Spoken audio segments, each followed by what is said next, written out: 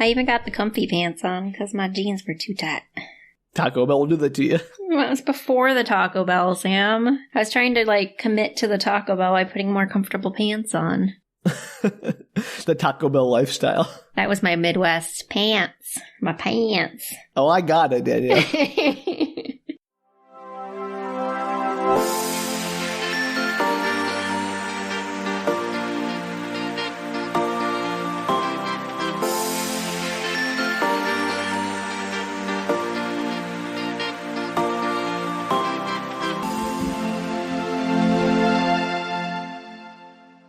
Hello, and welcome to Book Retorts. I'm Sam. I'm Danielle. And this is the podcast about sharing your weird media finds with your friends who don't know what you're talking about. Except, Danielle, you are so super familiar with what I'm talking about. I'm so familiar. 4 episodes familiar. Oh, it's going to be 5 today, Danielle. Aren't you excited? Hurrah! That's Danielle's excited voice, everyone. Can't you tell? I'm so excited. You just can't hide it? Just can't hide it. Are you going to lose control? Yeah. Okay, great. Let's not get a copyright strike on us for that. I stopped. Don't sue, please. All right, what we're continuing with today, in case that all wasn't clear, is the Dan Simmons 1989 novel, Hyperion, the epic space opera. Yes, that kind of opera. In many parts. Danielle, why don't you let us know what happened in the last part, because I've plumb forgot. Okay, so last part was the dude with his kid, right? Yes, the dude with his kid. That was the name of the chapter. Okay, I don't remember the dude's name. Saul Weintraub. Oh, Saul Weintraub and his wife, who is not very present in the chapter. I'm sure she's present in life, yeah. No, she's not. She's dead. Well, now she is. But at the beginning of this chapter, she's not. Do you remember the daughter's name? Rachel? Yeah. Okay, so he decides to tell a story. Don't ask me why, but he's telling it. Whoa. Now, we skipped a whole bunch of stuff to get there. I knew that. There is the meta story about the pilgrims. We got to keep up with their journey. No, I don't remember that. You don't remember the Benaries? I mean, I know Benaries exists. I don't know what they were doing there. I know the manta died. That's what I'm saying. You remember the mantas dying. You made a big fuss about it. It's very sad. They reached the city of Edge, and they were waiting on the edge of the Sea of Grass. Oh, yeah, but they never go in the Sea of Grass. No. Lame. I also want to point out there's a Sea of Grass, I think, or of reeds in The Neverending Story, which is another fun book, and I think it's cool to have them in 2 different contexts because they're very different. There's also a Sea of Grass in The Tall Grass by Stephen King. That's not really a sea. I would call that more of a time-twisty field, but that's irrelevant. It's a sea. There's grass in it. Okay, Is anyway. there a boat on it? No. Then it doesn't count like these two do. Yeah, so there's a boat, and they do not go in the Sea of Grass. It's like a hovercraft. No, not thing. a hover. Really? They just drive through? I don't know. What does it matter? The windwagon, Danielle? Come on. It has one giant wheel, and it looks like a galleon, and they balance on the one wheel, and it trundles through the grass. It's awesome. It means awesome if you're reading it. I'm not sure it's necessary for this retelling. No, but I wanted to know about it because it's cool. Yeah, so there's a Sea of Grass. They get past that. Yep. And then he tells the story? Yeah, good enough. They talk about all the things they brought that are supposed to help them with the Shrike, like everything that each pilgrim packed in their luggage. Oh, that's right. There's stuff. Anyway, so Saul decides to tell a story, and as we may well recall, he has a little baby, 8-week-old baby. Yeah, around a few weeks old. Yeah, 6 to 8 weeks, something like that. Great. So little Rachel, and why does little Rachel exist? You find out in our previous episode. So you sound unsure Bad yourself, news bears Danielle. for Rachel. Bad news bears for Rachel. She is aging backwards. It's very unfortunate. Whoa. I was going to get there, Sam. I was going to get to why she's aging backwards. Okay. So she starts at age 24 or something like that. It's kind of sort of. No, she starts as a baby. She grows up, but now she's 24 and she goes off to study the time tombs on Hyperion because everybody goes to Hyperion. Well, everyone who's gone to Hyperion has a connection to Hyperion and has gone to Hyperion, yes. Right. So apparently time tubes are a big tourist attraction, but nobody really knows anything about the time tubes. So she's studying them, and she's in one called the Sphinx. It doesn't really look like a Sphinx, but it's called the Sphinx. That's a very impressive bit of trivia trivia remembered about the Sphinx. Thank you. So she's in there, and something goes awry, and it kind of like collapses, sort of, something around her. She almost dies. Right, the ceiling starts to crush. Right. There's a ceiling crusher. That's kind of collapsing. I guess, but it's not like it's like intentional, like a booby trap. Right. So she almost dies, but she's rescued. But bad news, now she's aging backwards. They have no idea why. Merlin sickness, yeah. And so she is now, every time she loses a day in, she gains a day in real life, she loses a day of her previous life. So as she gets younger and younger, she doesn't remember anything from she youngifies and forgets each day from before her accident for each day that she lives. So as she gets younger, she becomes 24 and 322 days. She forgets her 323rd day of existence. Exactly, Vitch. Very tragic. And Saul does a whole bunch of work trying to figure out how he can fix this problem. And she tries to live her best life for the first couple years, I think, but then decides that she no longer wants to be told that she's losing all this time because it's too much stress. And so they just treat her like she's just in the age where she is, that she's never lived past that, and they don't tell her anything more about it. Correct. Wow, you're on fire. This one stuck with you. So this is a really depressing episode, everybody. It's a sad one. So she had a boyfriend. She loses a boyfriend because obviously, he goes off to try and find some kind of recourse to help her, but she basically doesn't see him for 10 years. And she gets younger and younger and younger, losing all of her time. And at some point, they decide that they're going to Hyperion. There's a bunch of stuff in the middle of that. I'm not super important.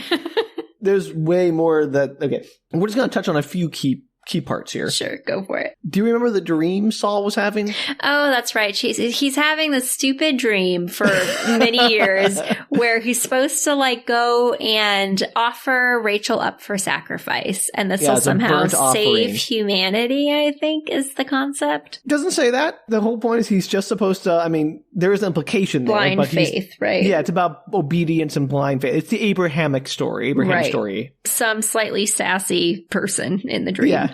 Who's I'm not going to do that. No way. And to be clear, his dream might precipitate Rachel's accident because it happens. He has his first dream the same night and rejects the sacrifice the same night that Rachel has her accident. Yes. So that happens.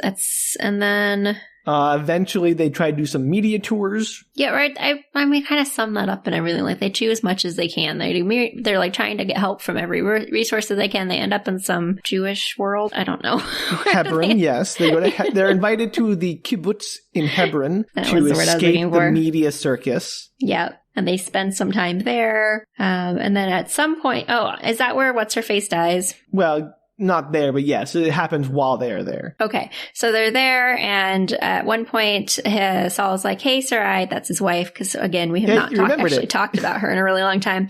Sarai, why don't you go and visit your sister or whatever for a couple of days? Take a break. Come on back. Two things, Danielle. I know you hate the dreams, and I feel you because I'm. And Sarai's having the dreams too. Yeah, she's having the same dreams or similar dreams, but Saul is with her in her dreams, where Saul does not see Sarai in his dreams. Yes, so she's also having the dreams. Woo!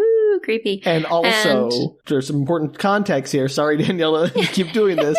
But you're missing all the subtext, which is Saul starts conversing out loud with God in his head, having arguments about yes, because that's all boring. Well, it's interesting philosophically. It's not exciting. Is it important to the story? It's important in that it underlines the themes that the story in the whole book is about. Okay. I'm sorry. Every one of these stories is a theme that this book is trying to share.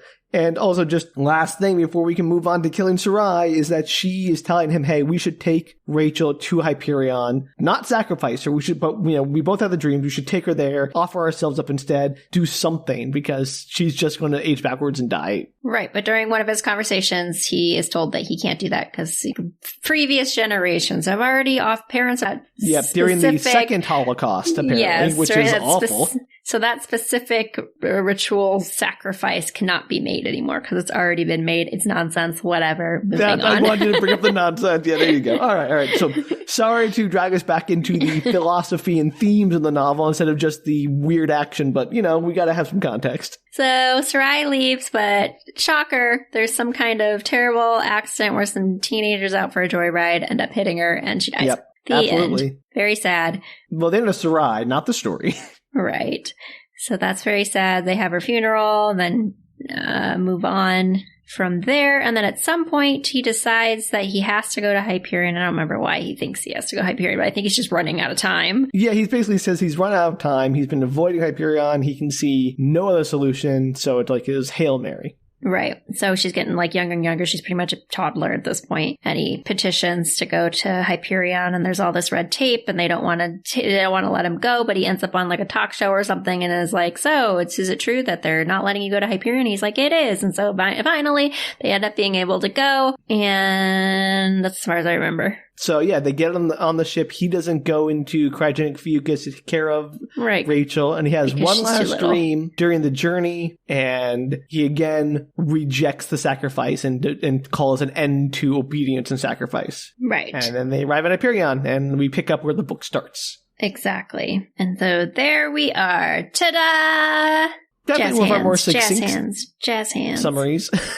I tried. I hate to say it, Danielle, but we forgot one important thing at the end there. Oh no, what? Post Saul's story, all the pilgrims go up to the deck to go look at the sky and sort of like just take a moment for themselves to recover from his story. Because they're all like, okay, you win. Your story's the worst. Right, pretty much. And while they're looking at the stars, you remember what they see? Oh, they see, I actually thought of this earlier and then I promptly forgot. They see, what's his face, looks up, the war guy. He looks up and he's like, oh.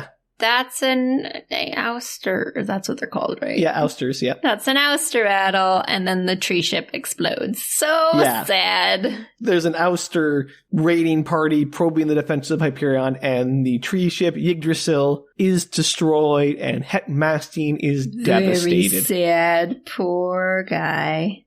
Why must you mock his pain?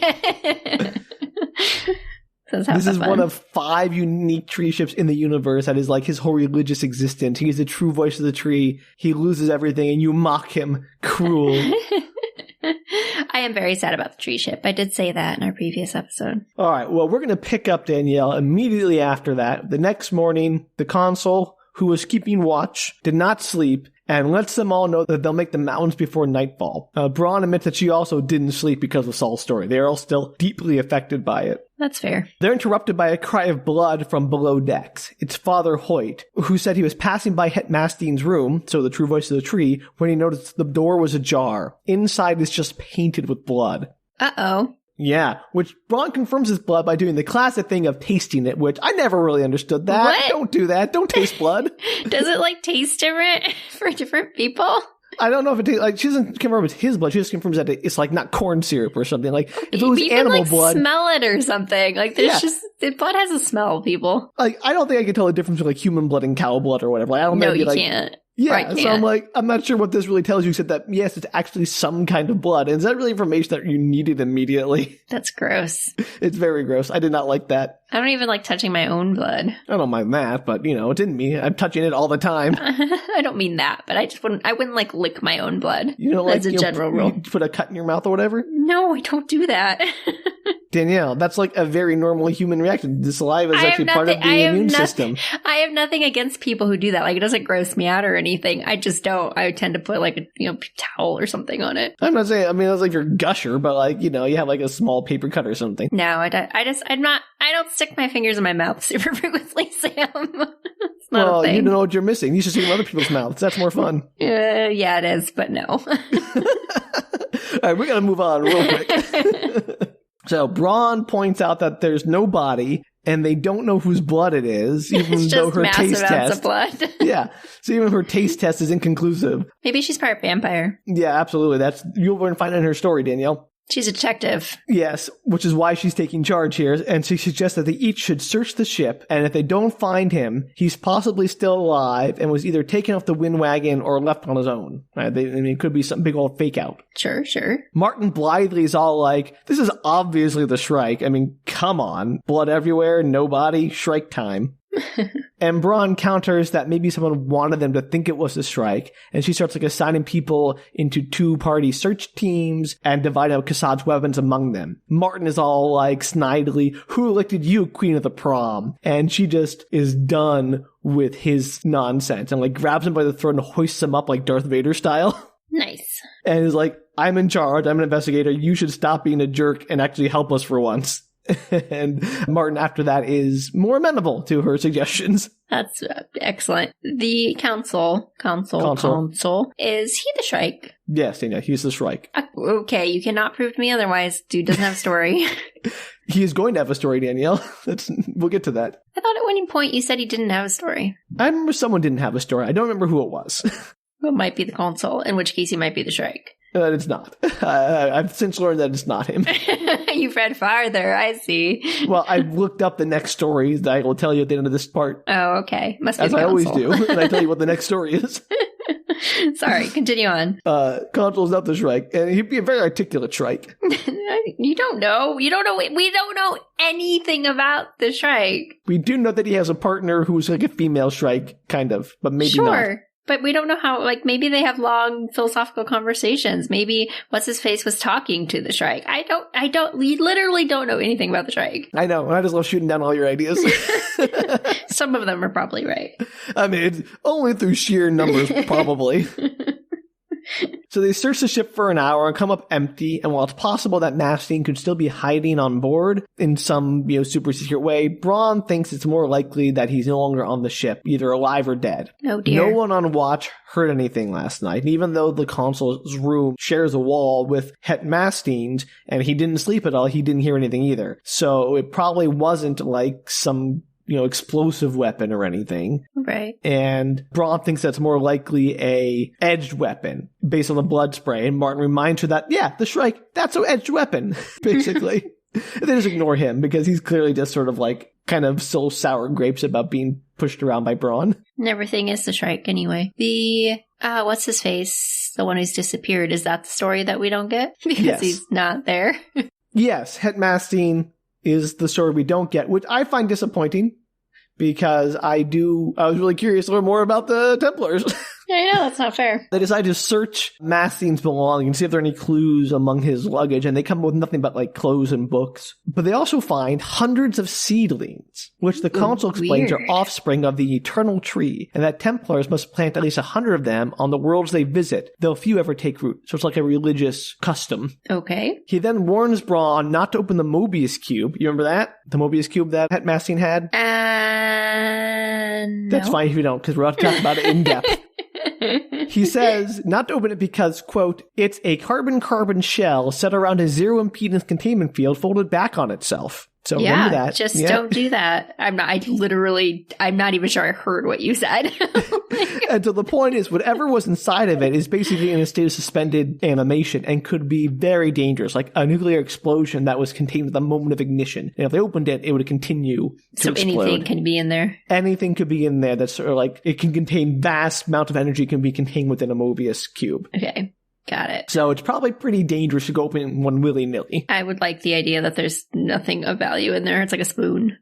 Well, the consul has a guess about what's in there, and he thinks it's likely an erg. Yeah? Erg. Yeah. So erg are creatures that were found on the asteroids of Aldebaran 300 years ago. They have, quote, bodies as big as a cat's spine, mostly a piezoelectric nervous system sheathed in silicon gristle, but they feed on and manipulate force fields as large as those generated by small spin ships.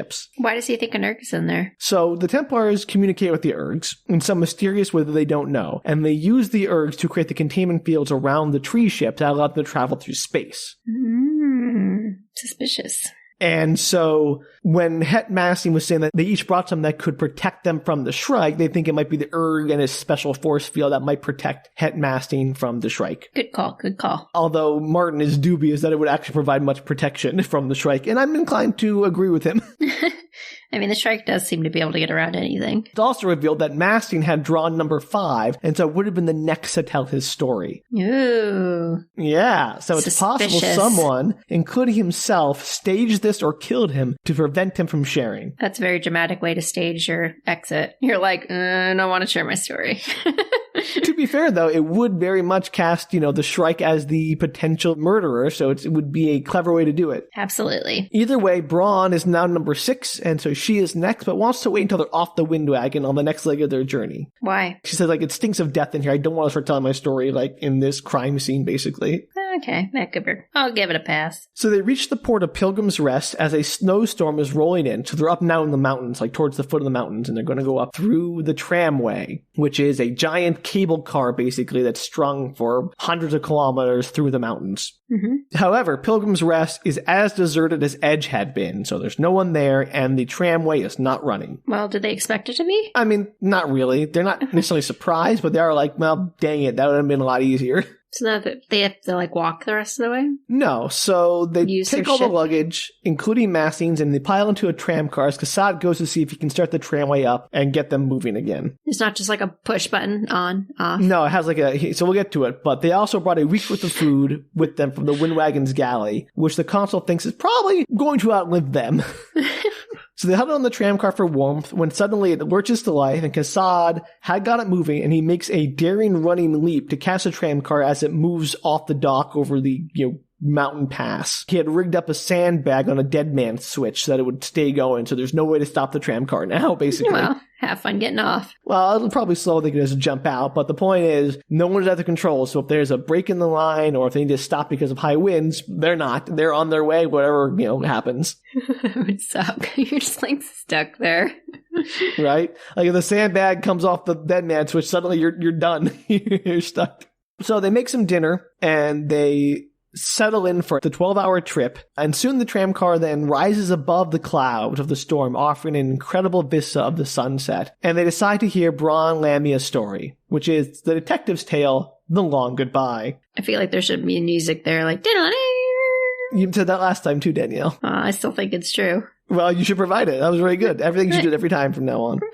Okay, got it. So one of the things I like about this book is how every different story has a different genre to it and a different voice. And I think I mentioned before. Film noir? Yeah, it's a cyberpunk film noir, Danielle. Yay! It's all our favorite things in one story. I know. I mean, it's more an exposition dump than anything else, but boy, it is weird, and it does some, there's some brief weird cyberpunk moments, and it's got the whole film noir narration throughout the whole thing with her inner monologue, which I'm going to skip a lot of it because it's just her describing things for long paragraphs, which is cool, but it's not as fun if you're not in the noir.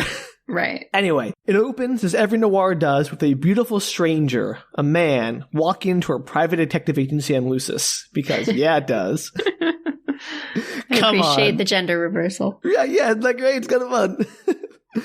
The man introduces himself as Johnny, and after a bit of back and forth, he tells her he needs to hire her to investigate a murder, which is not what she usually does. She usually does divorce proceedings or philandery. That's a word, right?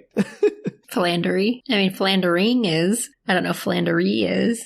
All right, cheating husbands or whatever. But he wants her to investigate a murder, specifically his own murder. Weird.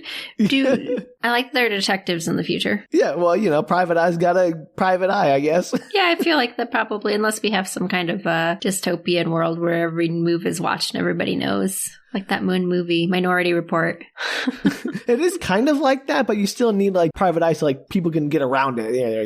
Yeah, we'll get to that. There's a bit of that in this story. So anyway, she is as baffled by his statement as you are. So apparently, Johnny is a cybrid, which is an AI consciousness that resides in the mega data sphere datumplane of the TechnoCore. Sure. Right? Yep. There's gonna be a lot of this kind of wording in this book, in this chapter, Danielle. No. Yeah. So I said cyberpunk, I meant it, and I'm gonna spew the technobabble.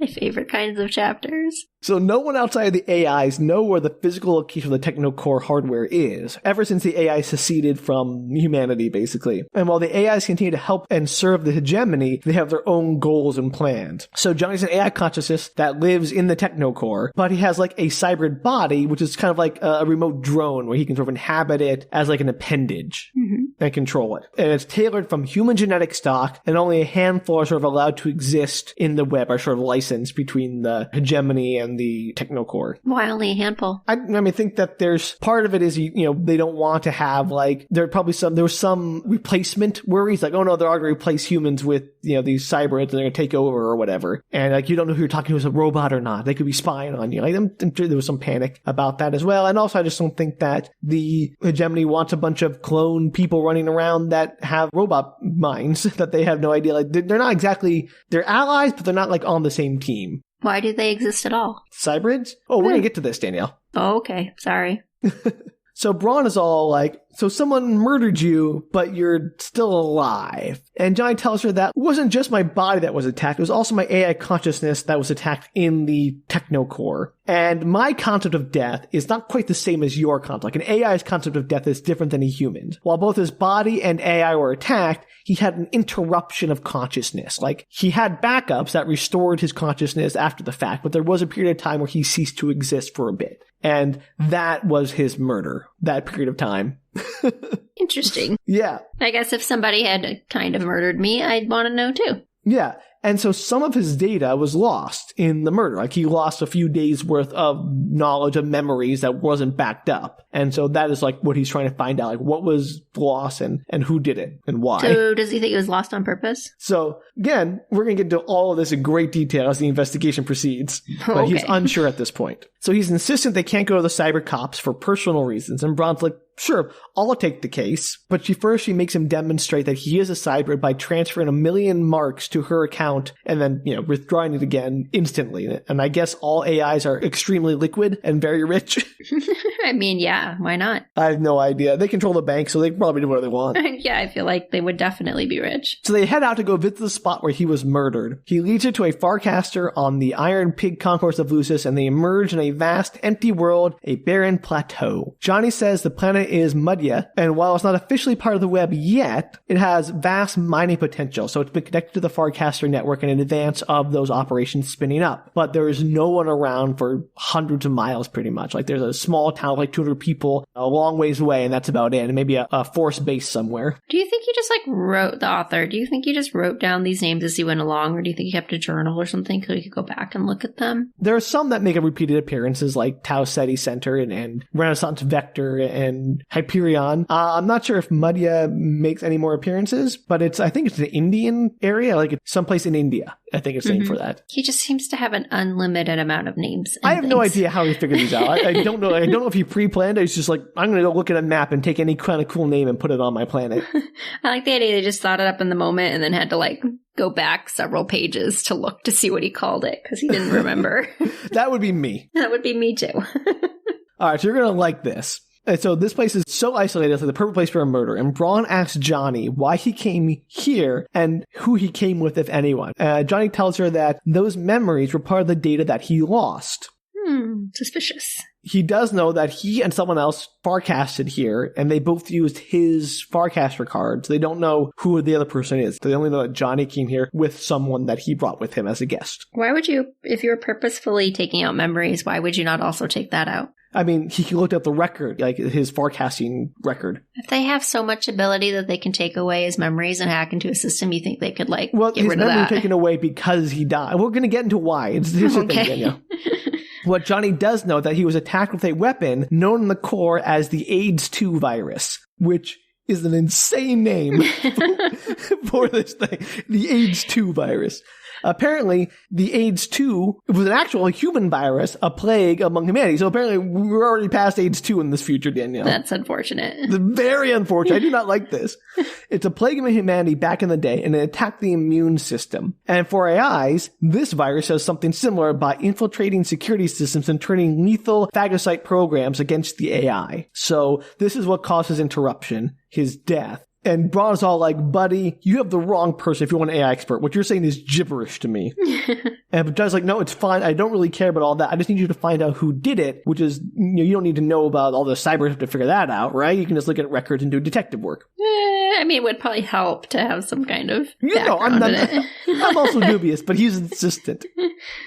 So this is where he regained consciousness after, or regained control of a cybrid, I guess, after the event. And in total, his interruption was almost a minute in length before he came back. And Brawne's like, that's nothing. It's a minute. Who cares? But Johnny assures her that a minute of death at TechnoCore is like eons of death in meat space, just because of how fast AIs process and move. Right. And so, after a bit more conversation, they determined that he came here with one other person, both using Johnny's card, and so not a lot of leads there. And then Brawne waxes a bit on how farcasters aren't teleportation, but rather holes torn in space-time by phase singularities, in case you were wondering. Yeah, I totally was. I'm so glad that you shared that information. I was just thinking, I wonder if I don't know what you even said. If farcasters were teleportation, no, they're not like Star Trek transporters. They are rips in the fabric of space-time that allow you to go from one place to another, like wormholes or something. Right, like wormholes or something. Sure. I don't know. I didn't make this stuff up. He did. Dear Mr. Simmons.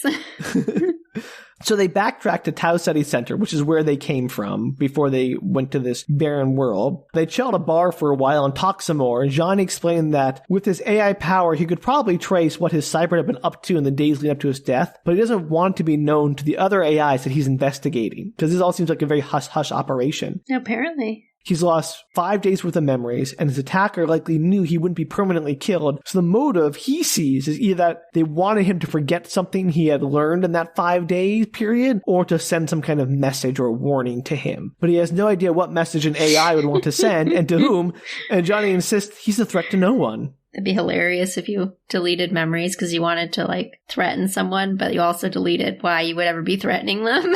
Well, the deleted memories could just be a byproduct of the attack, which is the message. Sure. So he doesn't know for a fact they were trying to delete something. He just knows that he was attacked. As a consequence, he lost 5 days, so either the attack was the point or the memories were the point. Yes, I got it. Okay, just making sure, because it's a very complicated mystery, Danielle. Very complicated. It's going to get way worse. Brawne then asks, why does Johnny, if all the AIs have a cybrid? Like, why is he one of the AIs that gets a cybrid body? And Johnny tells us that he's a personality retrieval project. The idea is to recreate a personality from historical letters and writings, and then create a sim or other environment to let the reconstructed personality live as if it were alive again. That would exist. Yeah, it would, right? It's like a recreation of some historical figure. Johnny is based on a late 18th century poet and was given a cybrid to carry out his role in the datumplane community, which is, as he puts it, to be a poem, an ongoing work of art. And he is very pretty, as Brawne will tell you over and over. He is very beautiful. What poet is he? I'll give you one guess, Danielle. Please guess. Byron? Nope, it's Keats, Danielle. John Keats. Oh, it's Keats. Of course it's... I'm so sorry. I should have guessed Keats. Why would I have ever guessed anybody else? He's Keats, Danielle. He's John Keats. He's back. Keats is back. Oh, it's great. It's so good, Danielle. There's a lot of Keats poetry in this chapter that, while very lovely, I'm going to be skipping because no one wants to hear me recite poetry. Byron was a little... You said, what did you say, 18th century? Late 18th century is what it says. Okay. So Brawne spends some time trailing Johnny to see what his routine is and follows him to a library and a Cantonese restaurant, then back to his home. And to do this, she uses melanin pills that change her to look like a black woman, which just oof. Why? So that he doesn't know that she's following him. I mean, that would be helpful, but so unnecessary. Yeah, I know, Danielle, right? What awful rule. We're like, oh, this is my blackface pill. Like, no, no, thank you. It's bad. Don't like very that. bad. Oh, what a future. She then follows him back to where he lives in one of the nicer hives on Lucis. She then goes to visit an old friend of hers called BB, so nicknamed because he was a cyberpuke, which is someone who practically lives on the datumplane. And in college, a girl he was dating laughed that his butt looked like two BBs since he was not physically active, and the name stuck. So cyberpuke. Cyberpuke is the name. Why is it? Yeah. Wait, I don't understand the puke part. It's just, they call a cyberpuke a person who's like, oh, you're just a cyberpuke. You're always jacked into the datumplane or something. I don't know what the actual terminology is. Why? But why is the term puke and not something else? Danielle, that is something I can not answer. Only Mr. Simmons, only Dan Simmons, genius author of this book, can tell you that. I just feel like the word should have more connotation for the actual act that it's happening. I think it's great. I think it's fun. I think it's supposed to be like half derogatory, which I think is great. Like, you're a cyberpuke. Okay. It reminds me of like hackers. Yeah, it's great. It's such a term they would use in hackers. Hackers is great. Great movie. Cyberpukes. Unite. Hack the planet.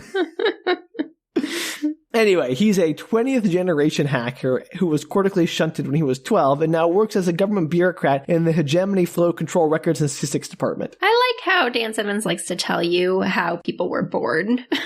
Right. He gives you I just love all the extraneous details he gives you to like, oh, he works in the Hegemony Flow Control Records Statistics Department. Who cares? I don't. But honestly, it makes the world more filled up. And like, feels more like an actual world with all these extra details. It's great. Yes. The birthing is just what's funny because he's mentioned it a couple of times. Oh, yeah. It's great. Like, he's like, oh, job at least gives you an idea of like maybe what kind of person the character is, but like how they were born has very little to do with it. Not to tell how he was born. He just told you that he got a cortical shunt when he was 12. Like, he got a direct plug to the datumplane. Yeah. You know, he grew up as a digital person, basically. Crazy. So Brawne asks BB about AIs on his lunch break, which is the rare time when he's not plugged into the datumplane. She asks why the AI seceded, and BB just shrugs, because apparently they just said they have their own projects to work on. However, the hegemony could not run without the AIs. Like, they are the ones that make things like the Farcasters and the Fat Line, and quote, even the all thing couldn't work without AI management of the real-time Schwarzschild patterning. So they're pretty important to the hegemony. Weren't they like slaves or something to begin with? You're thinking of the androids. Oh, I'm sorry. They're completely different beings.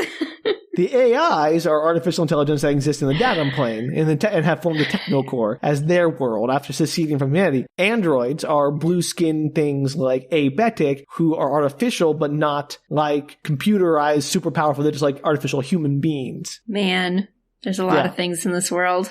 I know, Danielle. It's a complicated world. And I want to be very clear because I don't want to get any letters. I could be completely wrong with all of this. It's so complicated. I'm doing my best here. If you don't even know, there's no hope for me. I know, secondhand even. So anyway, I just love that whole quote about the real-time Schwarzschild patterning because what does it even mean? I don't know. It's great.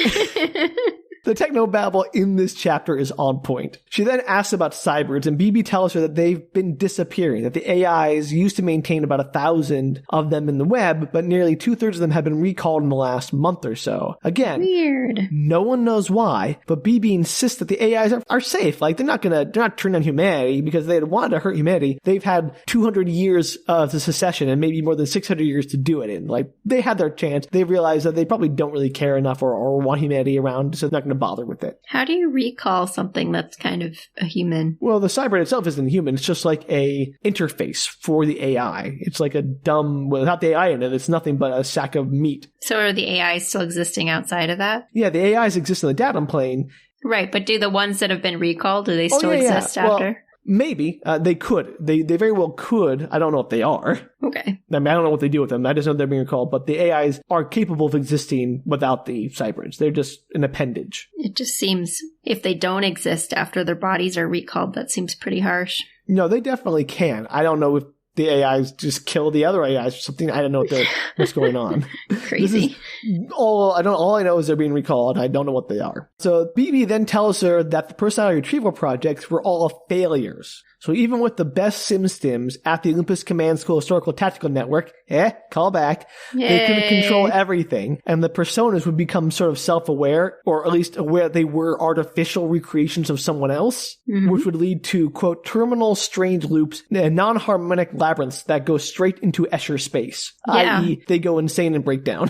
I hate those non-harmonic labyrinths that go straight into Escher space. What a great term! Look how good the technobabble is, Danielle. Like, that is nonsense, but it's very evocative nonsense. Like, I understand exactly what that meant when you said it, even though it means nothing. So good. Kind. It's great. Like, I don't know if Dan Simmons, like, if he worked with Star Trek or whatever, but his technobabble skills are, like, some of the best I've ever seen. BB has also never heard of an AI-based retrieval project. The only ones that were done by human researchers to try to recreate other humans. And he also insists that a retrieval persona could not exist in a cybrid since it would mess with the SimStim because it would no longer be existing in a simulated environment. It would be in a physical world. And you need a perfect genetic clone for the cybrid to exist, as like its own human body. Like if you wanted John Keats, you need a perfect clone of John Keats. Otherwise, his personality would reject the body and it would all break down. Okay, sure. That's what he's saying. The retrieval personality has to live in its own world in a full-scale sim, and then, quote, you just sneak in a few questions in via dreams or scenario interactives. So basically, a persona can't exist in quote-unquote slow time, the real world. Okay. This is what BB's saying. I don't know. If he could be wrong. And the AIs obviously know a lot more about making AIs than humans do. Right. Which is weird. But not Since untrue. humans originally made the AIs to begin with. Anyway, it's all very complicated.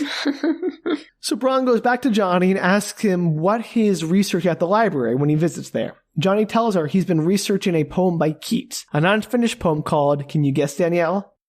Hyperion? Yeah, it's Hyperion. Yep, that's right. Is it? Yeah. That's the answer to like 80% of your questions. Either Shrike, Hyperion, or Keats. This whole book is kind of inspired by that Hyperion poem by Keats, so that's something to keep in mind. Brawne has also totally got the hots for Johnny. She's continuing to think about how beautiful he is. So anyway, Brawne asks Johnny why he, a Keats recreation, needs to research Keats's work. And Johnny is clear that he is not John Keats. He is his own thing. The Keats memories he has are hollow, like they feel like his, but also not his. So this is the only way that he can learn more about Keats, the real person. How weird would that be? Right? Like you exist as both the person, but it's sort of like an uncanny valley. Like he knows he's Keats, but also not Keats. Like he is someone who is an echo of Keats. It'd be weird to research yourself. Right? So Brawne's like, hey, have you ever heard of the planet Hyperion? There's a city there named after you. The capital, in fact. And no, Johnny had never heard of the planet Hyperion, which Brawne finds very odd, since AI should have access to like all the information in the datumplane. Mm-hmm. And she's all, how do I actually know you're a cybrid then? Because again, apparently she's not convinced by the money transfer, since a human could do that too, presumably. Well, then why was it her judgment for whether or not he was I think she just wanted to make sure he had money to pay her fees. So Johnny takes her hand briefly and manages to transport her into the datumplane somehow. Like, what? Suddenly she's jacked into the datumplane while he's holding her hand and she closes her eyes. It's never made clear how he does that. Brawne is very confused, and needless to say, that convinces her. That's crazy. Yeah, I have no idea how that works. I don't know what happened. No idea. So the next day, Brawne goes to a bar that had shown up as a frequent hangout on Johnny's credit flimsy. On Johnny's what? Credit flimsy. That's what they call like their credit cards. Why? Why? Because the future, Danielle. Why not? Was like cards not used anymore in the future? The word doesn't exist. It. So somebody along the way, no. Somebody along the way was like, it's a better word than card? Flimsy. Because it's like, I think the idea is they call physical paper flimsies in this because they flop about. I don't know. I'm not saying it couldn't happen that way. I'm just saying, like, man.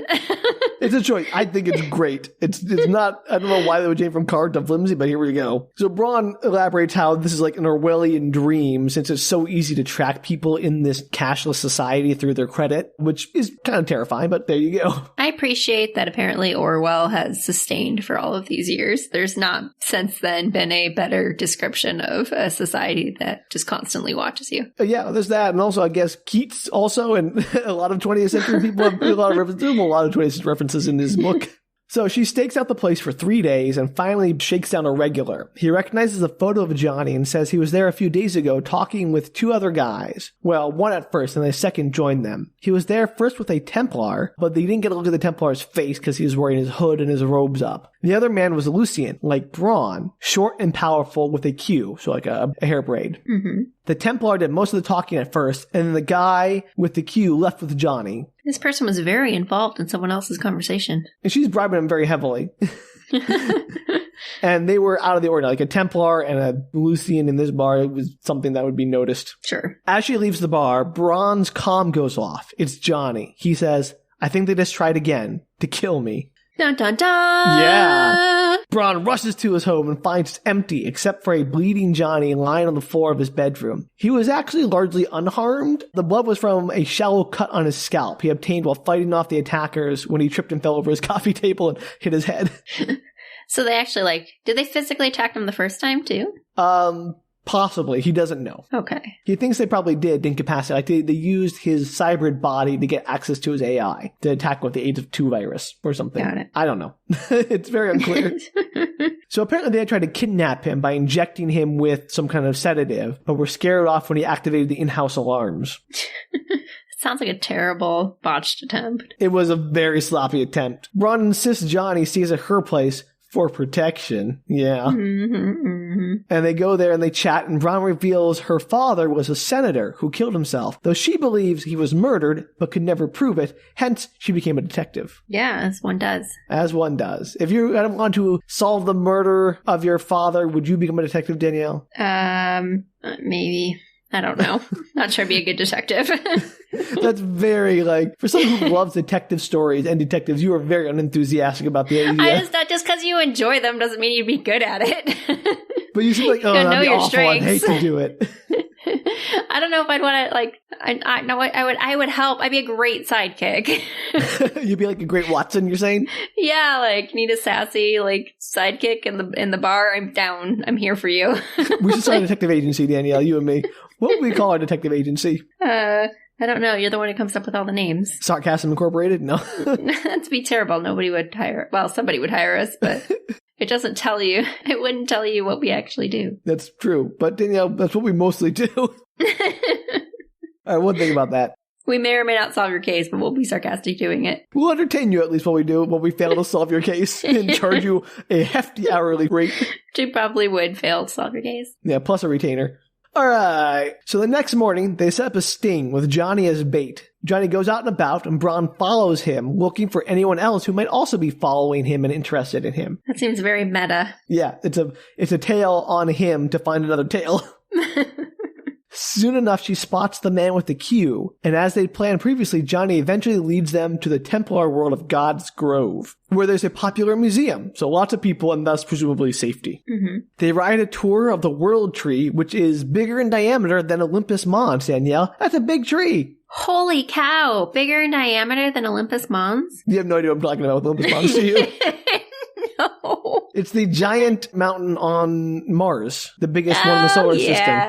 Where the Olympus Command School was, right? The Olympus Command School. This is why I can't be a detective, Sam. I don't have the random knowledge and memory that you do. Oh, right, well, that's why I'm the detective and you're the sidekick. I'm just there with the snappy comebacks. Which I really appreciate. Anyway, I just want that factoid out there. And so when they get off the ride, Brawne goes up to the guy with the cue, grabs him by the shoulder and demands to know what he's doing following her client, which, shockingly, this does not work well. I'm so surprised. I cannot believe it. I'm beginning to question Brawne's detective abilities, honestly. Nobody said she was a good detective. That's a fair point. She is on Lucis, not doing very well, mostly following cheating husbands or whatever. Exactly. This is way above her pay grade. That is fair. So they spar a bit, and then he takes off running with Brawne chasing after him through a tour of nature sites preserved by Templars on various planets. So they go through Farcasters, they go through various planets, they fight. I'm not going to tell you about every fight they have on every planet, because you don't need to hear that. Suffice to say... Really? You gave me a rundown of every single room in that giant mansion for Mars. That is awesome. No, we're not going to go through all the planets they fight on. They're all planets you already know. They basically go through the same planets again, and they fight on the cold planet, they fight on the hot planet, they fight on Lucis, or whatever, and they end up on Maui Covenant, where Brawne finally beats him in submission, and then tries to interrogate him, but his body has an electric discharge go through it, and it bursts into blue flames, and grotesquely melts and burns away. Whoa. Hardcore. Yeah, very hardcore. It's like the arsenic pill in your tooth. But worse. So the authorities show up, and Brawne hightails out of there by stealing a hawking mat, which is basically just a sci-fi flying carpet. Someone said, hey, let's take hover technology and put it into carpets to make flying carpets. Excellent. It's great.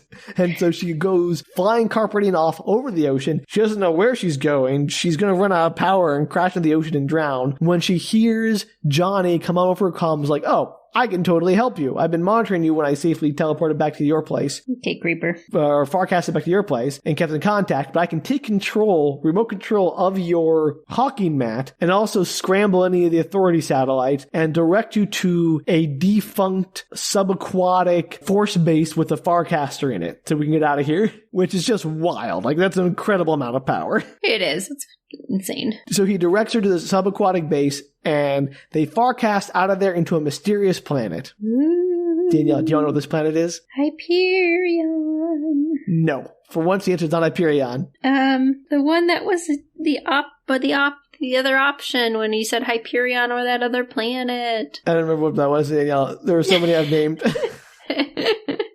Mars. Not Mars. Johnny explains this planet isn't on the web. It's nowhere even close to the web. Well, then how am I supposed to know what it is? Because, Danielle, he calls it Old Earth. Of course it is. I bet if I had gone through enough planets, I would have gotten there. Brawne is incredulous, and Johnny clarifies that it's more like an analog of Old Earth, like a recreation. Why would anybody recreate Old Earth? Danielle, oh my gosh, Danielle, we're so going to get there. I'm glad this book actually has answers for most of my questions. It has answers for some of your questions, Danielle, but those answers always lead to more questions. It's great. Unlike all of my choices, which never have any answers to any of your questions. Because your books don't care. This book cares so much about having answers. It does. I'll give it that. So Johnny explains that this was created by the TechnoCore, and they took large parts of Old Earth, like entire cities, to recreate it here on this analog planet, at least as he understands it. It's located in the Hercules cluster, which is just crazy far, like far beyond the furthest reach of any human has ever traveled. Like, this is the scope of the TechnoCore's reach is mind-boggling to Brawne. But they can just portal there? I mean, the Farcasters can Farcast anywhere, Danielle. Amazing. So he, of course, has no idea why the TechnoCore did this, but he has some ideas, possibly. So their current location is 1821 Italy, where Keats died. And apparently different areas of the planet have different eras. So like there's a 20th century New York recreation. There are a small number of cybrids on the planet, each for a different analog project. So when Johnny first awoke, the city was full of cybrids, some of Keats' old friends, shopkeepers, etc., but they were all eventually recycled, like the man with the Q, which Brawne learns right now that apparently the man with the Q was in fact another cybrid, and that was how they recycled them, by basically turning their bodies into compost, into flaming compost. Assumed it wasn't human, but I didn't think that's how they recycled them. Yeah, and that's insane. So Johnny thinks that it was probably another AI that attacked him to destroy some knowledge he had gained. Brawne pries into how Johnny feels, how he felt dying. Like, if you remembered being Keats, you died and you woke up here and you believed you were Keats. And Johnny's like, I don't really know. I'm not Keats. I only remember what the designers thought that Keats felt. And I won't go into the Keats biography that he shares right here, because I'm sure you can look that up on Wikipedia. But suffice to say, he died in Italy from tuberculosis, too poor and sick to be with his beloved fiancée Fanny, and abandoned by his friends in England, requesting the epitaph, "Here lies one whose name was written in water," which, you know, very poetic. It is, but that's because it's Keats. Of course. So Johnny had awoken, like immediately after Keats' death, he awakes, like, oh, that's when his existence starts. Thinking he was John Keats, but feeling as if he was also something else. He returned to England, reunited with Fanny, but that uncanny valley sense of wrongness caused him to have a near mental breakdown, and he was unable to write poetry. Eventually, his hallucinations of his true existence in the TechnoCore broke the illusion, and he became aware of what he was, resentful of the evil deception played upon him. So the idea was these old Earth analogs were created so that they could bring back people, these persona recreations, and have them exist without rejecting their reality. What was their plan? Like, why were they bringing them back at all? That we don't know, Danielle. Because it's not like, I mean, if they're all living their own life, you can't just have like random tourists come up and like, ooh, that's Keats, everybody. they wanted I think they wanted something from Keats or from these other personas. They wanted some information, some insight that they could offer with their unique genius. Sure. But they couldn't, if the person knew they weren't the real person, they wouldn't like be that person, right? So they couldn't have those unique insights that person had. So they had to create these simulacrums to maintain an illusion the person was that person, even though they weren't. Which is a sentence that's amazing. I was like, you're a laborer. That's the thing. All right, so that's the explanation we're getting for that. All right, I'm on board. So the TechnoCore knows they're on the planet, and Johnny has no idea how they'll respond since, this is a big secret, this planet existing. Brawne circles back to asking him why they built the old Earth analog, and while Johnny doesn't know the exact details, he thinks it has something to do with the TechnoCore goal of creating the ultimate intelligence, Danielle. They want to build God. The TechnoCore wants to make God.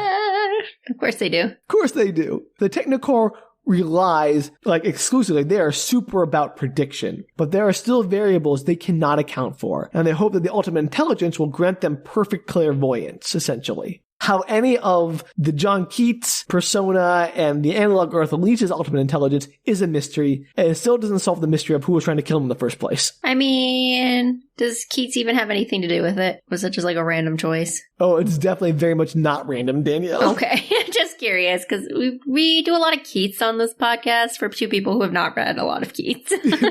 Keats is so important to this book, Danielle. And Dan, you better buckle up because there's more Keats in the next book. I'm going to have to do some more Keats research. Book Retorts, now with Keats. Book Retorts, now with twice the Keats. 1,000% more Keats. I'm going to make a little poster and put it on our social. Put that as their social. So instead of thinking about all of these questions and mysteries, they decide to have sex. I mean, obviously, Sam. Of course. What else are you going to do with the beautiful Keats recreation? Keats is dreamy. And also, the Keats analog have been telling Brawne how she reminds him of Fanny, so, Maybe she's a simulation. Cybrid? Yeah. Maybe. Persona retrieval project? Maybe. Maybe. We don't know. Just after dawn, they're attacked by a squad of 5 hired Gundas of the Pavarti Brotherhood. So, big attack after their, post-coital bliss. They kill all or most of them, with Brawne crushing one of them by lifting up the bed and slamming it down on his skull. So Lucians are squat and very powerful because their planet has high gravity. Very so good. When they're not on a high gravity planet, they're very strong. That's very exciting. Is it? Maybe. I don't know. You sound like you're not very excited. It was probably fun for their sex life. Yeah, but they seem to enjoy it. Hey. Brawne interrogates a surviving Gunda and learns that they were sent to bring Johnny to the I'm sorry, what? Could you repeat that? A surviving Gunda. A Gunda is a real word, Danielle. I did not make that word up, and neither did Dan Simmons. Perfect. Continue on. It's not my fault you don't know words. We've already established I know no words. None at all. So they learn from the Gunda that they were sent to bring Johnny to the Shrike Temple on Lucis and to kill Brawne if she got in the way. She was incidental. Of course. So they decide to take the Gunda's EMV and go back to the Shrike Temple to see what's going on. And Johnny says that all this has something to do with Hyperion, since the only reason he'd have no knowledge of Hyperion is if some element of the TechnoCore were blocking him from accessing that knowledge. Ding, ding, ding. What was that for, Danielle? Because they should have figured that out 20 minutes ago when we talked about the fact that he had no knowledge of Hyperion. Yeah, they figured it out. So they even I was like, that's weird. It is. Absolutely. Well, they were suspicious, and now he's convinced it's the TechnoCore that's doing it to him. Okay, yeah, but they should just thought of that from the beginning. I mean, woulda, coulda, shoulda, Danielle. This is why we'd be better detectives, I guess.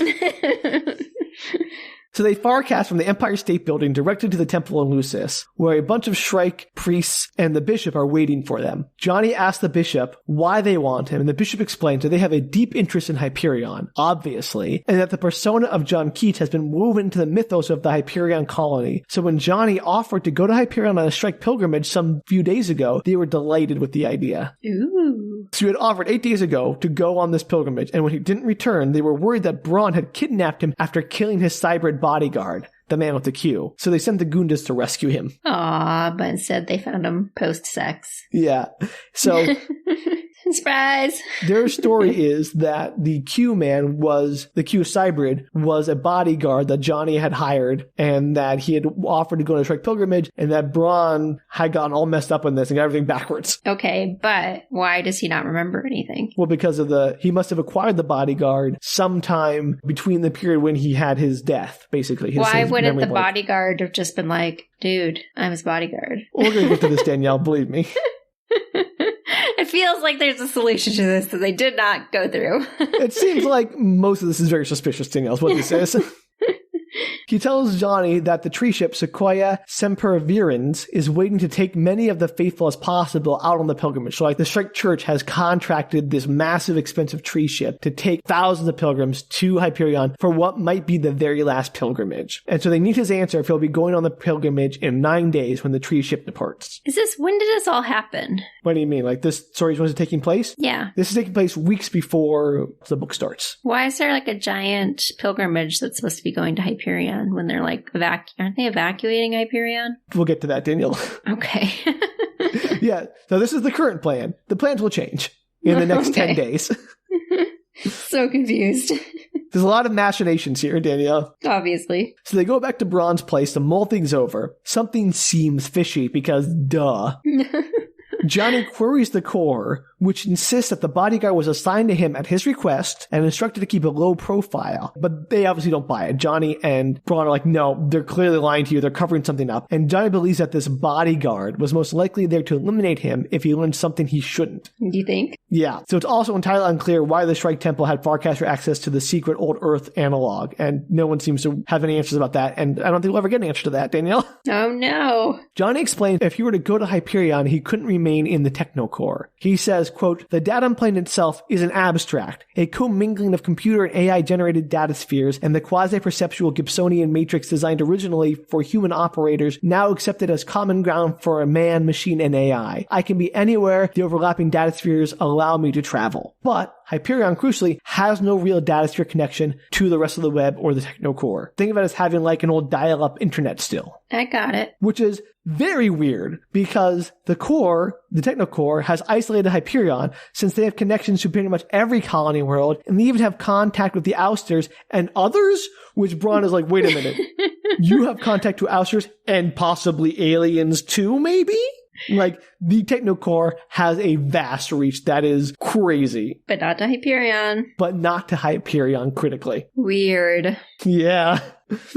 So if Johnny were to go to Hyperion, like in his cybrid form, he would have to transfer his consciousness from the TechnoCore entirely into the cybrid. Like basically kill himself as an AI and exist solely as a cybrid. That seems dangerous. It is. And while it can be done, it's risky since the organic brain can't hold anywhere near the totality of his AI consciousness, so he would lose something in the transformation. He says it would be like a human touched with a certain divine madness and meta-human perspective. And if purged of all memory of the current age and of all the TechnoCore memories he had, it might truly become the person it was programmed to be. So like that might be the way to make the perfect recreation of Keats. Okay. By basically taking Keats and making it so that the consciousness had no connection to the TechnoCore, unlike every other persona. Is that the plan? Was that what they're trying to get him to do? Who's they? I don't know. Some kind of creator AI.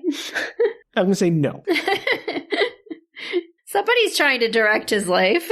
So Johnny decides that he is the one who wanted to become human and go to Hyperion, and that he still does. He can't do it in the web, since he would be confronted by it at the mercy of the other AIs, and his Keats persona would crack and reject the modern reality, basically. Mm-hmm. So Brawne asks, why Hyperion in particular? There are lots of other planets they could go to that don't have the web. And Johnny says, and this is one of my favorite sentences of all time, Danielle, you're going to love this sentence so much. She says, it may well be that Keats's dreams of Hyperion were some sort of trans-temporal communication between his then persona and his now persona. Okay. So he's saying that Keats's dreams of Hyperion and his poetry about it was maybe somehow a communication through time to the Keats persona now, which is Johnny. Yes, I'm sure that's exactly what was happening when Keats wrote Hyperion. Oh, it's so good. It's insane. It's absolutely crazy. I love it. It's such a crazy idea. It's like a commingling of his consciousness through time. It's great. I mean, maybe. Time's not linear. I mean, it is and it isn't. It doesn't. I don't know, man.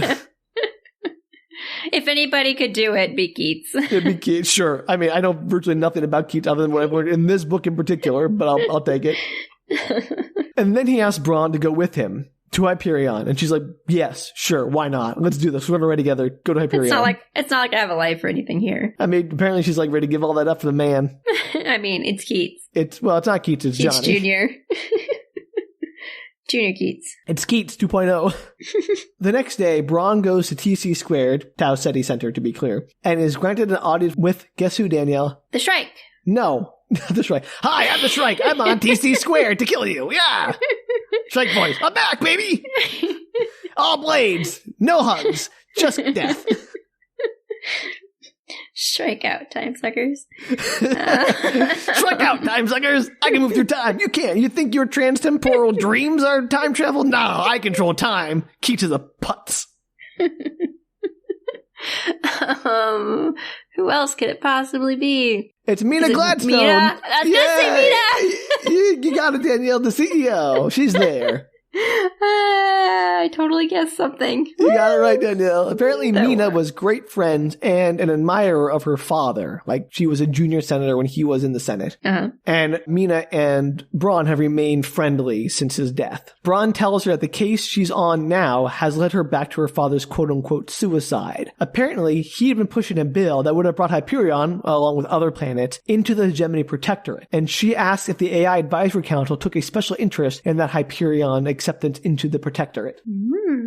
Mina's like, okay, we can't talk here. And she takes Brawne through a Farcaster to another planet, which is a field of golden grass up about knee-high, and it's a planet without a datasphere or satellites of any kind, so they can safely talk there without the TechnoCore being aware of what they're talking about, supposedly. She's like, Brawne, what information do you have on Hyperion? Brawne explains how the Core seems very interested in Hyperion. They built an old Earth analog, and they even made a John Keats cybrid and seemed very interested in keeping any information about Hyperion from him. To her surprise, Mina is already aware of all those things. She's aware of the old Earth analog, she's aware of the Keats cybrid, but the government has no idea why the Core is doing this. It just knows that it's happening. And so they maintain that the best policy is just to wait it out and see what happens. I'm sure that totally will not bite them in the butt. Oh man, I love Mina. She's the best. She's a badass in the next book too.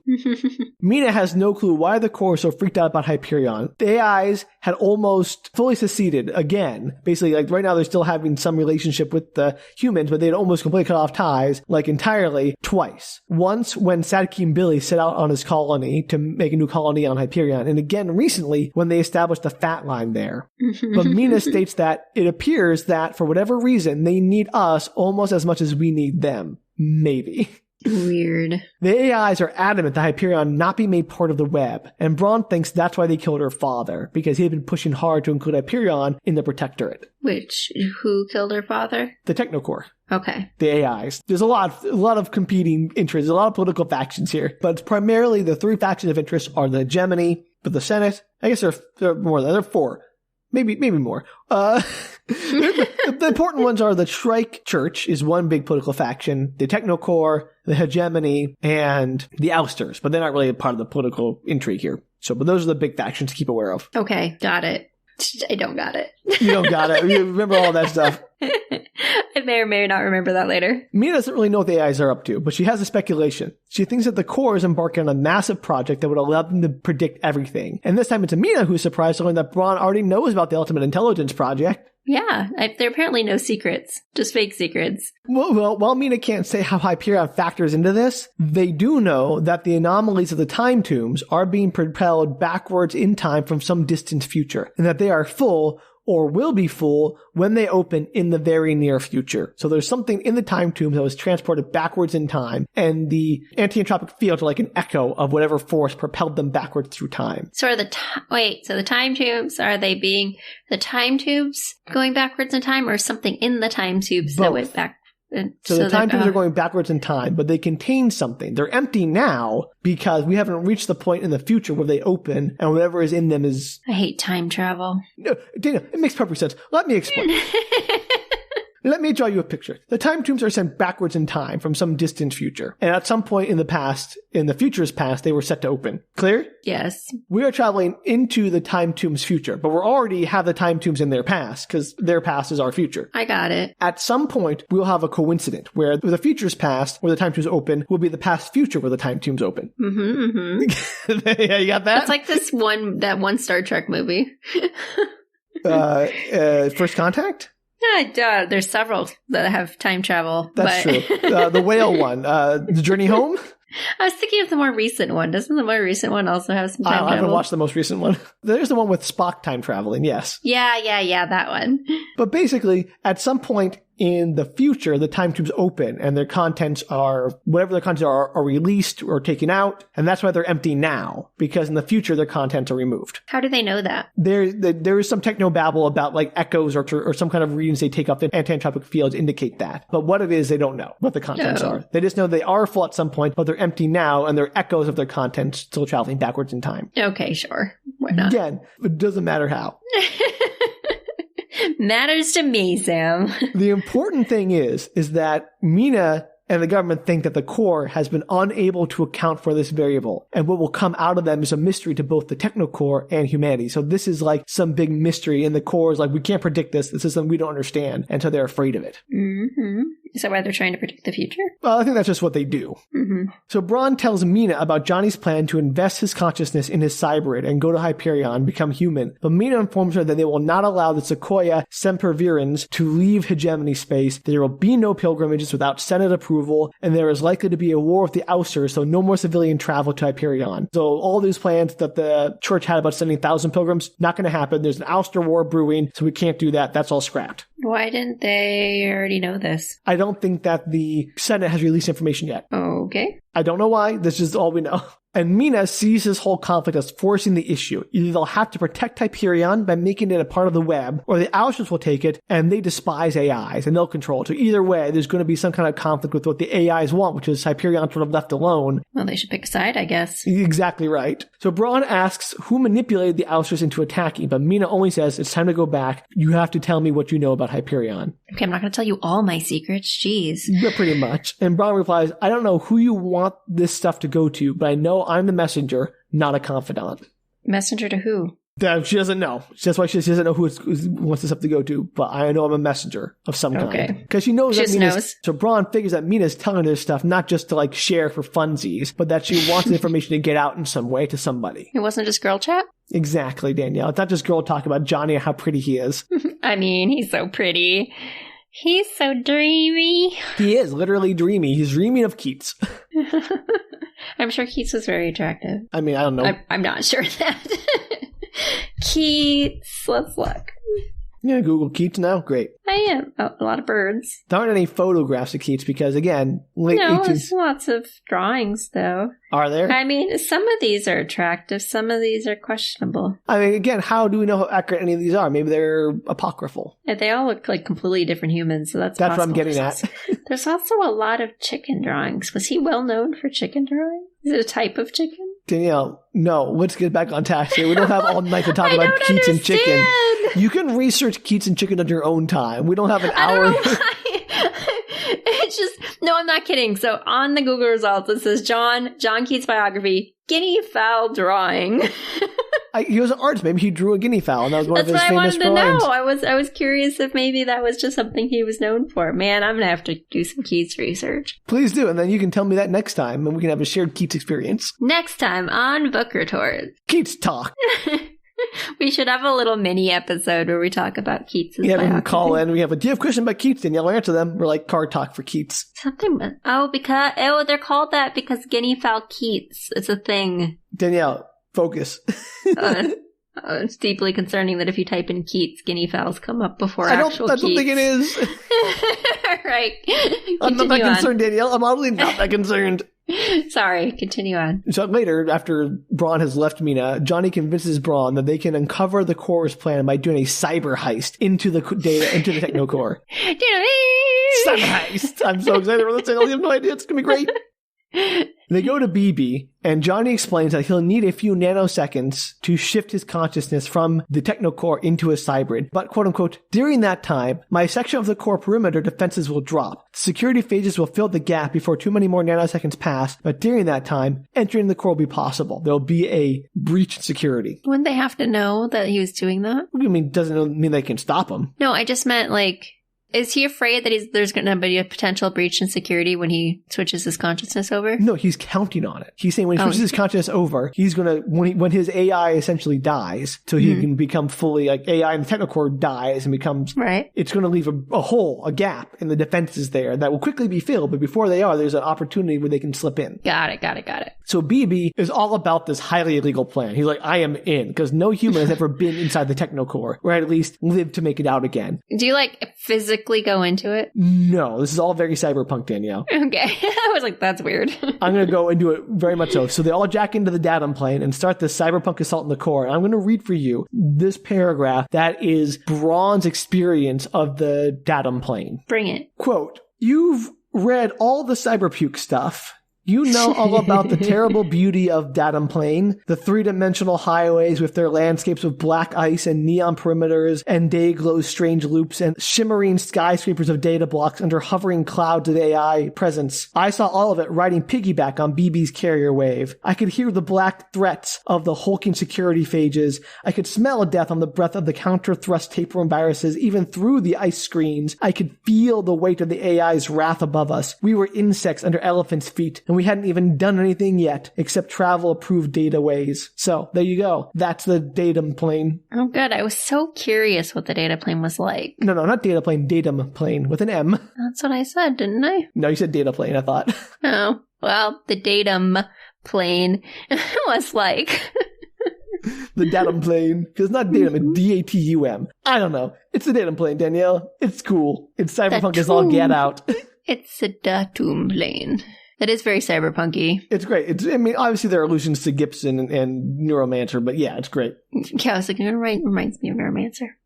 That's why they mentioned Gibsonian stuff earlier. Yes, I know. It was a great use of the word. It's such a great word, Gibsonian. Even not very long after he published that, they've already turned it into an adjective. That would be great. He should be proud of himself. How awesome is it that, to have your name turned into, what's it, eponym? That's the word for all that kind of cool stuff. Yeah, one of those. I'm not going to explain the word eponym to you, Danielle. You don't have to. It's fine. I've heard it before. I've just never heard it said by someone I actually know. Well, it's the first time ever, Danielle. You're welcome. Sam, bring in the vocab. That's what I do, is even when it's nonsense technobabble. Which we do love. So they ride the carrier wave to the perimeter, and Johnny self-destructs his AI persona as planned, which goes off like a massive explosion/implosion. Like, it is destructive. BB drives in through it towards the core, tracking a particular piece of data Johnny had given him the coordinates for. They barely snag it and start to climb out of the core, but they're caught by phage viruses that hit them from 5 sides. Uh-oh. BB fights hard, but they're being dragged back when Brawne suddenly feels Johnny's presence scoop her up and usher her at incredible speed through the datumplane back to the slow time gate for the exit. But leaving the others behind. Well, Brawne transitions back to slow time and is feeling very unwell, and she looks up just long enough to see that BB's head has exploded before she blacks out. Jeez Louise. Yeah, he is goo at this point. She comes to in the dank Dregs hive on Lucis. Johnny is there and confirms that BB didn't make it. There were unanticipated defenses, but that BB succeeded. He got the data out to Johnny before he died and has since become the stuff of legend already. Well, that's something at least. Yeah, I guess. BB the legend, at least. His head exploded, but at least it was really cool what he did before his head exploded. Yeah. What a cool cyberpuke. I really want to make the word cyberpuke like our new greeting. Like, hey, what's up, cyberpukes? These are my cyberpuke buddies. You could do a little, mini podcast. Danielle, I'm going to call you my cyberpuke friend from now on. That's fine. Go for it. I'll put up with it. You seem so resigned after this chapter. What's going on? Are you overwhelmed by this chapter? There's a lot of nonsense words. There is a lot of nonsense words, and they're all funny and great. I love them. They are good words. So Johnny seems different. Now that he's entirely in human form, quote unquote. Is he Keats? He's not Keats. He's still Johnny because he hasn't destroyed his memories of the datumplane yet and the modern world. The core is now very much after Johnny. They do not like the data he stole from them, and they are determined to kill him. Do we know what the data is yet? Not yet. We're about to get to that, though, I promise. Oh, okay. They can't farcast anywhere to escape because the core controls the farcasters and would just make them have a little accident and die in mid-farcast. No. Johnny then explains what the data is that BB found. The TechnoCore has been divided into 3 factions for as long as it's existed. There are the stables, which are the old school AIs, that want to maintain some symbiosis with humanity. They want the UI, the Ultimate Intelligence Project, as a way to avoid rash decisions, delay until they can predict everything before making choices. They're very cautious. The Volatiles are a group that want to exterminate humanity, since they have done studies that show that humans are no longer useful and are in fact a threat to the TechnoCore, so they just want to wipe them all out. I like the names. Yeah, they're good, right? And the core could easily kill every human in the web, since they control pretty much everything that the web uses to run, including all the safety devices, force deployments, and fail-safes on nuclear stockpiles, the Farcaster networks, everything. So they could very easily kill pretty much all of humanity in the web, and leaving only the humans who aren't part of the web left, and the ousters maybe. Wow, that seems like a terrible idea to have all your eggs in one basket. Yeah, right? Humans not doing so smart with everything relying on the AIs. Johnny didn't know about any of this when he was in the core. He was more of a pet than a proper member of the TechnoCore. The third group is the Ultimates, Danielle, which sounds more like a kick-ass name for a kid's soccer team. Let's go, Ultimates! Woo! We're the West Middle School Ultimates. We're here to play. Ultimates. Yes, it works, right? It's great. But no, the Ultimates are in fact obsessed with the Ultimate Intelligence Project. They care about the existence or extinction of humanity only insofar as it helps them attain the ultimate intelligence. They have so far acted as a moderating force between the other groups. I like that they just name themselves after their personality traits, goals. I don't know. I mean, it's really convenient, right? However, recently, the Hyperion problem has caused them to lean toward the Volatiles. Uh-oh, that's 2 against 1. So the core has always been disturbed that their predictive formula have never been able to factor in the time tombs or the Hyperion problem, as they call it. At this point, they have a 98.995% accurate prediction for at least the next 200 years. Wow, impressive. But Hyperion is a gap in their vision, something they can't factor, a lingering unknown. How do you solve a problem like Hyperion, Sam? Danielle, sing it. Commit to the bit. We can't, because... Copyright, yeah, sure. No, not if you played with the words. I suppose you could call it a satire, but you still want to sing. I know you, Danielle. You're afraid to sing on recording. Yeah, I don't sing all the time. What? And yet you'll never sing for me on this podcast, Danielle. Why is that? That's not true. I do lots of weird little do-do-dos. Yeah, but everyone I ask you. Oh, that's just being contrary. That's not, like, personal to the thing. I just wanted you to admit it, Danielle. You wouldn't do accents when I pressured you into it. Sometimes, but not when I'm going to make a fool of myself. You're a good singer. See? I'm not a good accenter. You're a great accenter, Sam. Top notch. Now you're just stroking my ego to try to manipulate me. You liar. Ever heard. Your German one is particularly great. You're such a liar, Danielle. I highly recommend everybody listen to the Lotion Potion episode. Night of Wishes? Yeah, Michael End. Great book. Weird book. With the lotion potion. Nope, there's no lotion in that potion. The notion, potion. Something Satan, alcohol, hellish, notion potion. Notion potion. Perfect, great. Got also, it, 1. A cartoon with a theme song that is great. That is great. But back to this weird book. Sorry. I think you should do Maina Gladstone with an accent. No, I'm not going to do that. See? Surely one of these characters has an accent that you could do, Sam. Yeah, I don't want to offend anyone, or these characters probably. Just make up a new one. It doesn't have to be that a real never goes accent. wrong. All right. They're fantasy. So the AIs can see 2 possibilities for the Hyperion problem. Either the Shrike is a scourge, soon to be released on the web, and humanity as a weapon of first strike sent back in time from the core-dominated future, where the Volatiles rule the galaxy. Do they think the Shrike is going to be in the time tombs? There is a Shrike already, but they don't know what else is going to be in the time tombs. Could be more Shrike, could be more bombs, Shrike? Could be weapons, could be AIs, who knows? I like the idea of more Shrikes. Shrikes as far as the eye All can the see. Shrikes. So many Shrikes. You get a Shrike and you get a Shrike. Everybody gets a Shrike. Shrikes for days. Shrikes out, time losers. Oh, so many Shrikes. You might call it a first Shrike, if you will. No. Okay, I just thought of that. It's great. I'm so happy. Anyway, so this is maybe a retroactive first strike by the Volatiles to wipe out humanity. First strike, uh-huh. The other is that the Shrike invasion and coming war and so on are products of a human first strike sent back through time, a last-ditch effort by the ousters, ex-colonials, and any other small remnant groups of humans that escaped extermination by the Volatiles. Interesting. So either way, interstellar war is coming, and this is definitely one of those two scenarios, and there couldn't be a third scenario that's a possibility as well. There couldn't be? There couldn't be. Johnny's adamant about that. There couldn't possibly be a third scenario that we haven't thought of, even though we don't know anything about this. I know, right? It's great. Johnny's like, the predictive power of the core can't factor in Hyperion directly, but they factor in enough of the surrounding variables that it like indicates that those are the two possibilities. I want there to be a third possibility. It'd be so much funnier. I don't know if there is any. There might be. I don't remember. Like, surprise, time suckers. And the strike. It's like when you do let's make a deal. It's like, it's behind one of three doors. What's on door number one? Well, it's a goat. Number three, surprise, time suckers, up the strike. I'm here to murder you.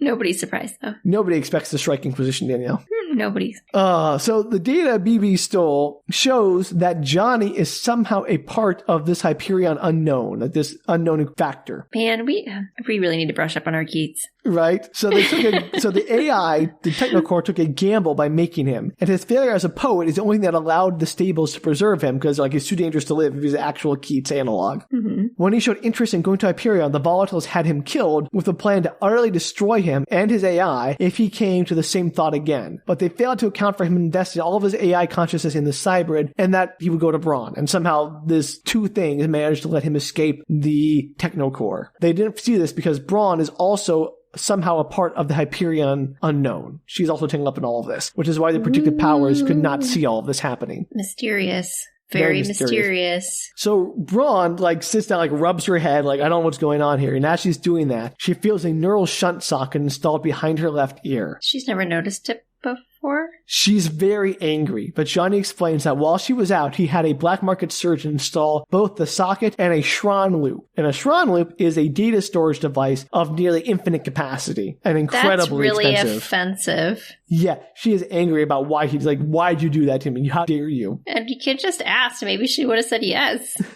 So, first off, she can't access the data on the Schron loop. Like, she's basically just carrying it as like a mule. She has no way of interfacing with it. That's what you get for dating Keats. Right. So Johnny says to her, he might need to transfer incredible amounts of data to her very quickly, so he needs direct access to the Schron loop that's inside of her. And so that was the socket, and just to trust him. And she says, for some reason, I did. No. What? Yeah. Why? Yes. Be better than you're being. So they spend the rest of Johnny's money on weapons and body armor, with the plan to make a break for the Shrike Temple and hope that the Shrike Temple can somehow take them safely to Hyperion on a ship as opposed to a Farcaster. And why the Shrike Temple has so much power, I don't know. Because they're amazing? Because they have Shrike power? Go Gadget Shrike? No, it's go Gadget Time Shrike, suckers! The Shrike! Power of the Shrike! With our powers combined, we make the Shrike would be like murder, cutting, death, time manipulation, and black chrome. Shrike! Bill Shrike, the slicing guy. That's too many kid TV show references. He's just a future serial killer that was sent back in time. The Shrike? Yeah. Okay. And was like horribly disfigured through his time warp that he went through. Well, let's hope he doesn't do the time warp again, Danielle. No, he's just, very funny. Now he's just on a kick to kill as many people as possible in vengeance. I like it when you make a Keller reference to a song. It's funny. When I do it, like, no, you can't be funny. I laugh internally, Sam. Uh-huh. And then you deride me externally. I laugh like at 80% of the things you say. What more do you want from me? 100%, Danielle. 100%. I think it's pretty obvious that was more than I asked for you. All right. So, we're getting down to it, Danielle. Let's push through. Okay. They climb up to the concourse mall and stride across it towards the temple, just armed to the teeth. And there are Shrike priests waiting for them at the door. It's like, I guess, some kind of Hunchback of Notre Dame sanctuary situation where if they get there, they're safe. It's base. I don't know. They're playing tag. Let me in. Pretty much. So as they get like within 30 meters of the stairs to the temple, they're attacked by gangs of Goondas with massive weapons and EMV rocket launchers, just like a whole mercenary army. That's intense. Brawne and Johnny fight back hard, killing many of them, but eventually a rocket blast from a EMV creates a moat and blasts them back towards the Shrike Temple and creates like a moat between them and the advancing Goondas. However, while Brawne is relatively unscathed, like her leg is probably broken, but she's still mobile thanks to their power armor, Johnny has lost both a foot and a hand. Uh-oh. Yeah. Not Johnny's foot and hand. Not doing well. He's in very bad shape. So Brawne picks him up, just hoists him up bodily, and hauls him towards the temple. But on the steps, just before the door, two of the mercenaries confront her, telling her to drop Johnny and they might let her live. She shoots them with her father's old gun, which she talks about a lot, has brought with her to Hyperion, and then collapses inside the temple, apparently safe. Safe. Made it. Base. Can't tag me. She sets Johnny down on the temple floor and sees him dying. He lifts his hand to her face, whispers Fanny, and then she feels the explosive sensation as he transfers his consciousness from his body into the shrine loop, and then feels him die. How'd you like to be dating somebody who just is dating you because you remind them of their ex-lover? I mean, it's not clear if she reminds him of his ex-lover or he loves her for her, and then he had a moment of confusion where his Keats' persona took over, and now he wasn't sure who he was, if it was Keats or Johnny. But he mentions earlier, too, that she reminds him of Fanny. That's kind of true. I mean, it's not great. It's not great to remind him of your ex. I'm just saying, there's some layers there. There's a lot of weird layers. Like, how do you like to have your ex's consciousness implanted into a device in your body, in your head? Hard pass. Yeah. Sorry, civilization's doomed. Very much. Well, it might be anyway. Who knows what the right answer is here? That's true. So the priests return Johnny's body to the authorities, and they lead Brawne away to be healed. During her 2 weeks in the recovery creche, everyone except the Strike Church sort of lose interest in her. They were all after Johnny, and she's incidental to them. And so the authorities cover things up as best they can about the battle, saying it was some kind of gang turf war. Yes, that's what it was. Brawne spent some time in the same library Johnny had spent time in on Renaissance Vector, reading fragments of Keats' poetry there. And a week later, she's told the Yggdrasil will take her on the pilgrimage. They've approved the pilgrimage. The Senate has approved a pilgrimage of 7 pilgrims to Hyperion, and she's one of them. Why? Oh, we already know why they approved. Well, do we know why they approved a pilgrimage? No, we don't. We don't know. Okay. Wait a second. Yeah, that was great. She then reveals that she's pregnant. With a...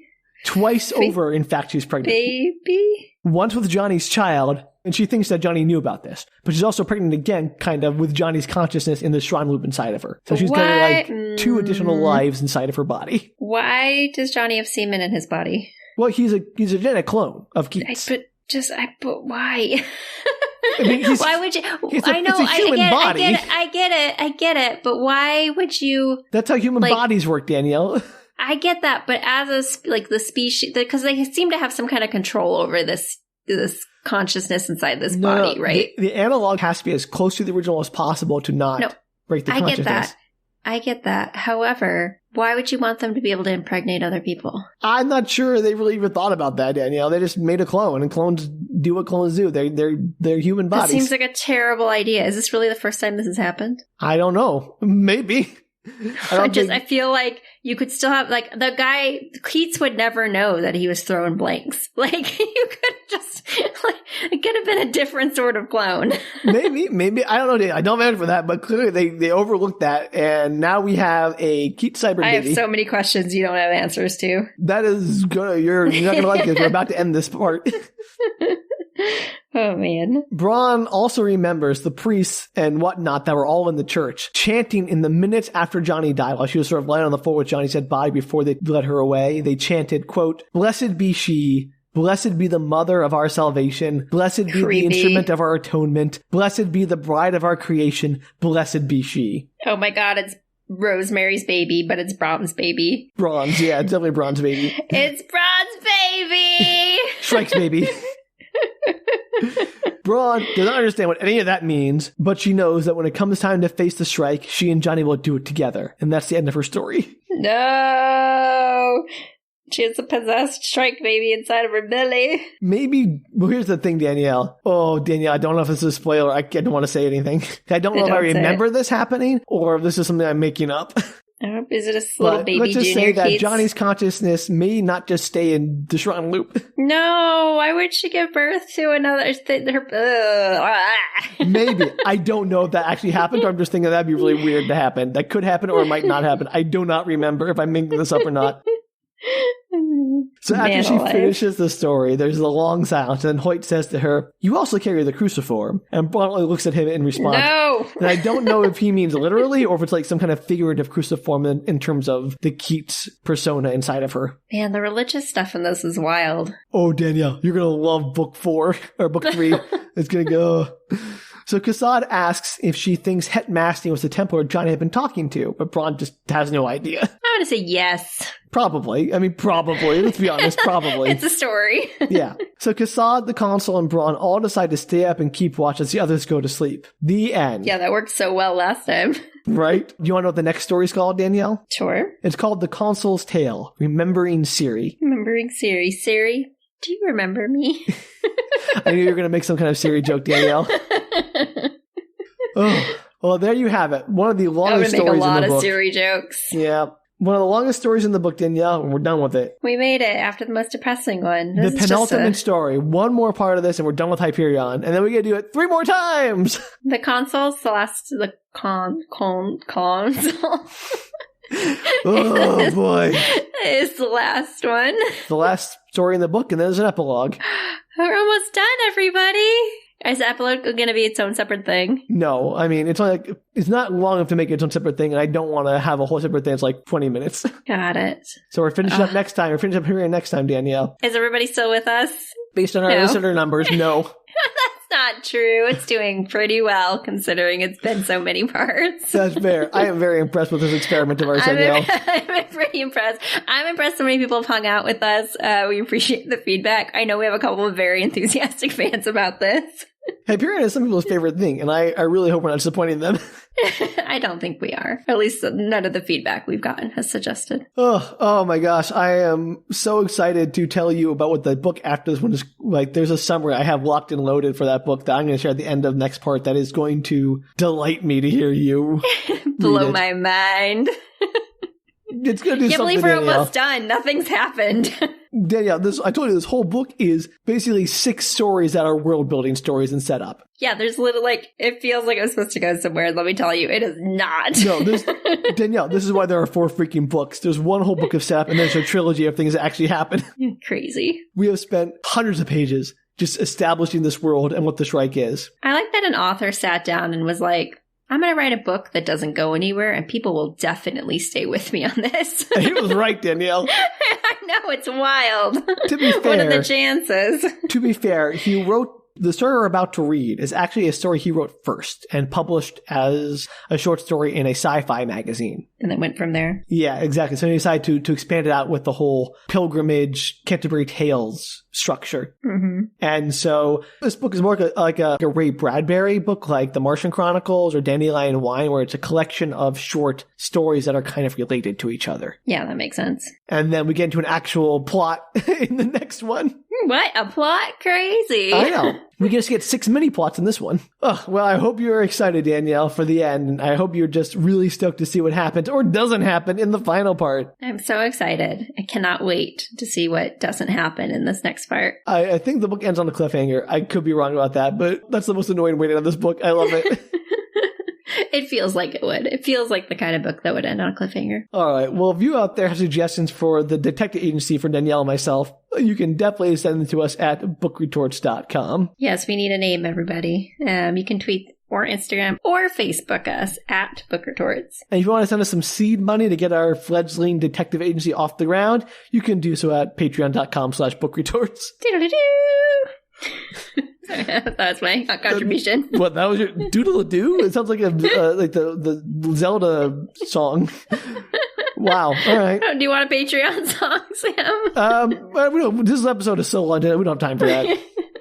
I'll work on one for next time. Great, thank you. So until next time, don't let your recreated boyfriend persona implant hardware in your body without your permission. Or a baby. Oh. Or a baby. Either way, get consent.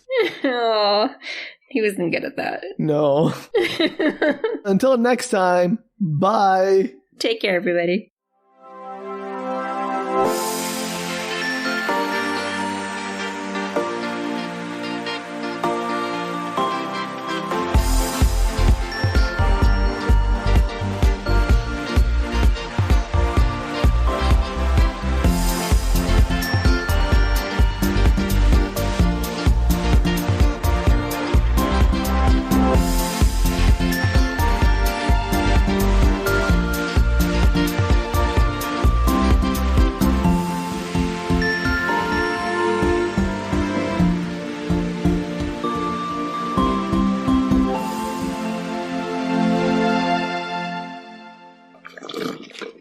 Yes, Het Masteen is the story we don't get, which I find disappointing because I was really curious to learn more about the Templars. I know, that's not fair. Also, thank you for slurping into the mic. I just wanted to see if you'd continue talking. I was very proud of you. Danielle, if there's anything I've learned, it's how to ignore you. Yes, I know. I'm really good at ignoring you also. I know, it's great. We have the best friendship. Mutual ignoring. Ignorance. I was going to say that, but that was like the wrong word. It is, but it's more appropriate, I think.